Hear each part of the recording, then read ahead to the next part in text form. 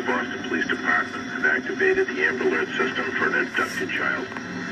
Please be on the lookout for the following vehicle: a gray 1999 Infiniti i30. Massachusetts Road, registration number 637SM3. The vehicle was last seen traveling on Belvedere Street in the South End section of Boston. Jaden Warren has been abducted.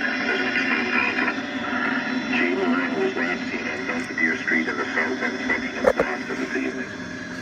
Jaden Warren is described as an 8-month-old black female with short dark hair, dark eyes, and is approximately 19 pounds. She was last seen wearing pajamas with the Walt Disney Cars movie logo.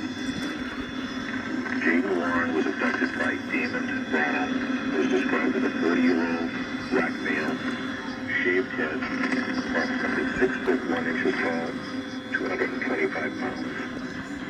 Damon Brown was last seen wearing a gray shirt, gray basketball shorts, and green and white sneakers. We need your help. Anyone with information is asked to call 911. Do not attempt to stop or apprehend the vehicle or suspect. Please call 911.